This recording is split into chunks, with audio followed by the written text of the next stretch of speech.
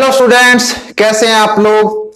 तो आप बधाई हो, बहुत एक 19 लेक्चर्स की लंबी सीरीज आप कवर करके आए हैं ऑर्गेनिक केमिस्ट्री की। और आज कुछ और क्वेश्चंस लेके आए हैं आपके लिए प्रीवियस ईयर के, ताकि आपकी क्वेश्चन को सॉल्व करने की अप्रोच फिक्स हो, है ना। कैसे अपने को सॉल्व करने हैं या किस तरह से अपने को अटेम्प्ट करना है एग्जाम में, वो चीज आपको क्लियर हो। तो स्टार्ट करते हैं ऑर्गेनिक केमिस्ट्री लेक्चर नंबर 20। तो बच्चों, ये है पहला क्वेश्चन कि नीट 2017 में पूछा गया है ये, और कोई बहुत टफ क्वेश्चन नहीं है, बेसिक ये कि आईयूपीएसी पूछा है इस कंपाउंड का। 4 ऑप्शन दे रखे हैं, गड़बड़ी हो गई। हाँ, 4 ऑप्शन दे रखे हैं, इनमें से अपने को बताना है कि करेक्ट आंसर कौन सा है। तो देखिए, यहां पे दो तो फंक्शनल ग्रुप है, एक तो एल्डिहाइड और एक है यहां पे कीटोन। तो एल्डिहाइड और कीटोन में से किसको अपन प्रेफरेंस देते हैं? एल्डिहाइड को।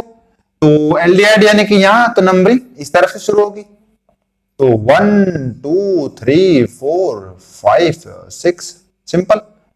अब इसको तो प्रेफरेंस मिली नहीं है, यानी कि कीटोन का प्रीफिक्स आएगा और एल्डिहाइड का सफिक्स आएगा।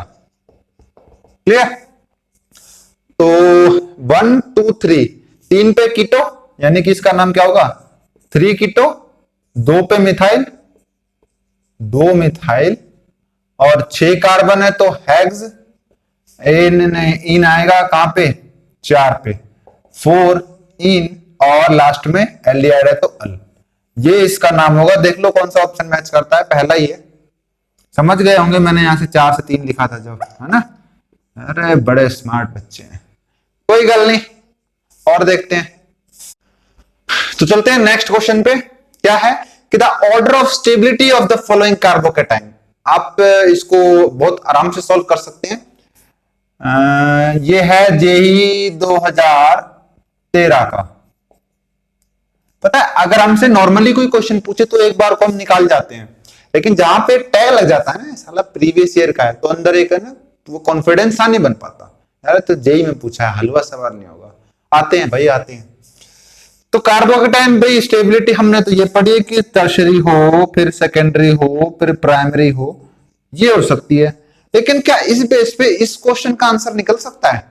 ये भी प्राइमरी है, ये भी प्राइमरी है, ये भी प्राइमरी, सब प्राइमरी है भाई। ये भी तो प्राइमरी, एक कार्बन से तो जुड़ा है, ये प्राइमरी है, ये भी प्राइमरी है, और ये भी एक कार्बन से जुड़ा है तो प्राइमरी है। अब तो फंस गए हम लोग, कैसे करें? अच्छा, एक बात बताओ, आपको मान लो 10 किलोमीटर दूर से एक कट्टा लाना है 50 किलो का, ठीक। अब आपको अकेले बोला जाए कि 10 किलोमीटर पैदल जाओ और वो कट्टा लेके आना है, तो क्या होगा? हालत खराब हो जाएगी, शायद ला भी ना पाओ। हो सकता है तुम में से कोई बॉडी बिल्डर हो तो ले भी आए। लेकिन अगर मैं कहूं कि उसी 10 किलोमीटर डिस्टेंस वही है, 50 किलो का कट्टा भी वही है, लेकिन अब तुम 10 जने हो, तो क्या होगा कि तुम चले जाओगे तो बोलेगे भैया 1-1 किलोमीटर सब ले चलेंगे, और आसानी से वो वेट आ जाएगा 50 किलो का कट्टा, यानी कि 1-1 किलोमीटर सब ले आएंगे। यानी कि क्या पता चला इस बात से कि अगर बोझ को बांट दिया जाए तो वो आसानी से लाया जा सकता है, अकेले तो परेशान हो जाता। वही कहानी है इस केस में वही कंसेप्ट लगाना पड़ेगा अपने को, रेजोनेंस का।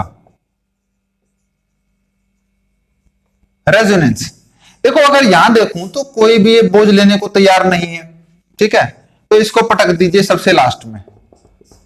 यहां देखूं तो एक जना है कि यहां पे बॉन्ड टूट सकता है और ये शिफ्ट कर सकता है, और यहां पे देखूं तो 1 2 3 4 5 6 जने हैं पूरे, है ना। तो सबसे ज्यादा आसानी इसको होगी, है ना, और उसके बाद इसको, यानी कि फर्स्ट एंड देन सबसे ज्यादा third. Are you got my point? समझ में आ रही बात कि थर्ड, फिर फर्स्ट, फिर सेकेंड। भाई यहां पे 6 कार्बन है, उसी कार्बोकेटाइन की जो चार्ज है, जो अनस्टेबिलिटी फैला रहा है, उसको राउंड अप करने के लिए, रेजोनेंस करने के लिए। यहां पे तो कुछ है ही नहीं, यहां पे एक बंदा है ना। तो ये होगा ऑर्डर। कौन से ऑप्शन में मैच हो रहा है देख लीजिए, ये डी होगा इसका आंसर। क्लियर। नेक्स्ट क्वेश्चन है which of the following biphenyl is optically active. और ये नीट 2016 में पूछा गया है। ठीक है। ऑप्टिकल एक्टिविटी के लिए हमने कुछ चीजें पढ़ी हैं कि पीओएस ना हो, सीओएस ना हो, कायरल कार्बन हो, है ना, कुछ इस तरह से हमने पढ़ी हुई हैं। लेकिन यहां पे वो सारी चीजें फेल कर जाती हैं। कर लो, क्या करोगे, एक बार को ये दोनों काम आ जाएंगे, कायरलिटी तो कतई काम ना आवे। इस केस में कुछ गड़बड़ है। हाँ जी, गड़बड़ है। अब क्वेश्चन कंप्लीट हुआ है।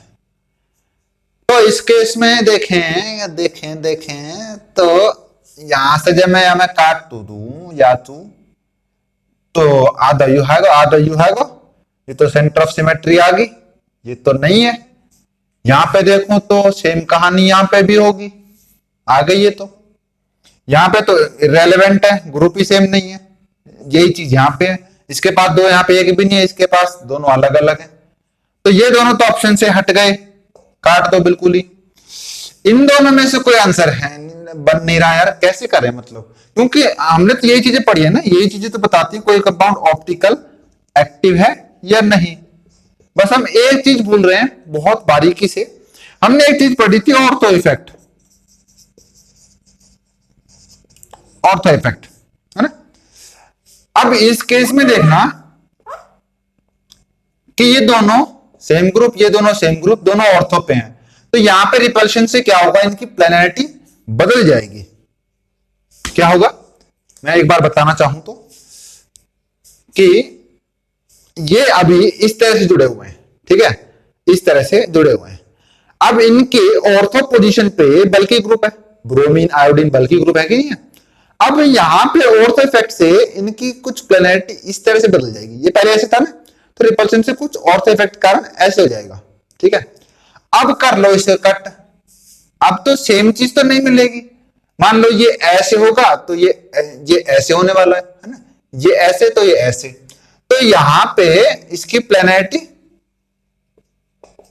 बदल जाएगी, प्लेनैरिटी चेंज बदल जाएगी। तो यहां पे सेंटर ऑफ सिमेट्री नहीं रहेगी और यही कंपाउंड ऑप्टिकली एक्टिव कहलाया जाएगा।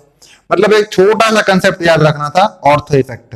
ऑप्टिकल एक्टिव के तुम 50 क्वेश्चन कर जाओ, पीओएस के, सीओएस के, कायरलिटी के, कुछ काम नहीं आया। क्या काम आया, ऑर्थो इफेक्ट, जो कि बहुत ही बारीकी से कई जगह तो बताया भी नहीं जाता। तो ऑर्थो इफेक्ट से इसकी प्लेनैरिटी चेंज हुई, जिसके कारण ये ऑप्टिकली एक्टिव होगा। क्लियर, चले आगे।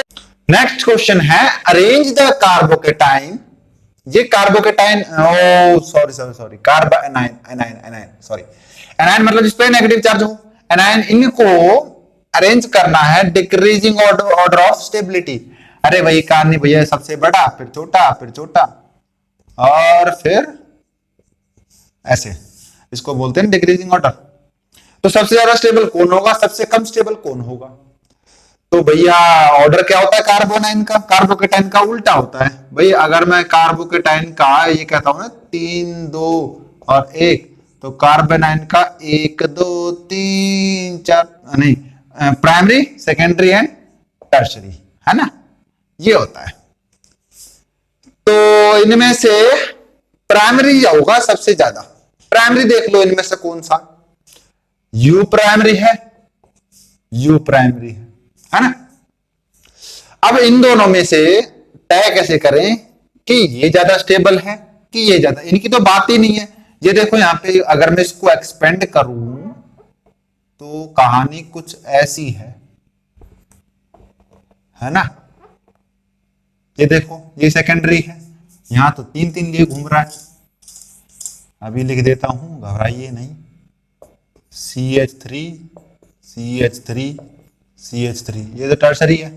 मतलब कि फर्स्ट वाले को तो पटको लास्ट में, ठीक है, उसके बाद थर्ड। देख लो तरीका, देख लो कैसे सोल्व हो रहा है। थर्ड, अब इन दोनों में कंफ्यूजन है। अब इन दोनों में देख रहे हैं तो ये कुछ ऐसे है, Cl Cl और Cl, है ना। अब Cl इलेक्ट्रोनेगेटिव एलिमेंट है कि नहीं है? हाँ है। इसको इलेक्ट्रॉन की जरूरत है? बिल्कुल है। क्या इसको बेंजीन से ज्यादा जरूरत है? हाँ बिल्कुल है। देखो यहां पे कार्बोकेटाइन से कंपेयर मत करना। वहां क्या था, पहले आपको बोला था कि 10 किलोमीटर से आपको एक कट्टा लेके आना 50 किलो का। अब वो कह रहा है कि वहां भंडारा हो रहा है ना, तो 10 लोगों को लेके बिल्कुल नहीं जाएगा। तो कहेगा साले ये पहले खत्म कर देंगे, लाइन में नहीं लगने देंगे, पहले मैं जाऊंगा, है ना। तो वही चीज है। तो यहाँ पे ये ग्रुप ज्यादा इलेक्ट्रोनेगेटिव है, भूख ज्यादा है इसको, तो सबसे ज्यादा स्टेबल सेकंड देन फोर्थ होगा, यानी कि फोर्थ एंड देन सेकंड। ये बनेगा भैया इसका आंसर। देख लो कौन सा बन रहा है, second fourth third first, second fourth, ये B is the correct answer. ये हर क्वेश्चन में एक ही कंसेप्ट लगे ये पॉसिबल नहीं है, उसके 2-3 कंसेप्ट और भी लग सकते हैं। क्लियर। तो नेक्स्ट क्वेश्चन है नीट 2016 का। नीट 2016 का क्वेश्चन है कि in pyrrole the electron density is maximum on. क्या पूछ रहा है कि जो मैक्सिमम इलेक्ट्रॉन डेंसिटी है वो कहां हो सकती है। जैसे 1 2 3 4 5 इस तरह से पूछ रखा है, तो उन्होंने ऑप्शन दे दिए। अब इस तरह के ऑप्शंस को टैकल करने के लिए आपको रेजोनेंस स्ट्रक्चर बनाना आना चाहिए, मस्ट है, बिल्कुल बहुत जरूरी है। तो क्या होगा, रेजोनेंस में कहीं ना कहीं एक स्ट्रक्चर तो ऐसा बन सकता है। मेरे पास थोड़ी समय की कमी है और गर्मी भी बहुत लग रही है, तो कोशिश करता हूं आपको समझा पाऊं कि जब यहां पे कुछ इस तरह से ये जब इलेक्ट्रॉन यहां पे जाएंगे और यहां पे ये बॉन्ड जब शिफ्ट करेगा, तो एक तो ये स्ट्रक्चर बन सकता है जो ज्यादा स्टेबल होगा, और एक ये स्ट्रक्चर बन सकता, ये स्ट्रक्चर बन सकता है। तो क्या होगा कि जब कार्बोकैटायन के पास एनायन हो, यार इससे ज्यादा बढ़िया बात तो हुई क्या सकती है, कैटायन के पास एनायन हो, भाई यार भूखे के पास खाना हो, तो उससे बढ़िया बात क्या हो सकती है। तो ये पूरे हाइब्रिड में ये दो स्ट्रक्चर मोस्ट स्टेबल होंगे,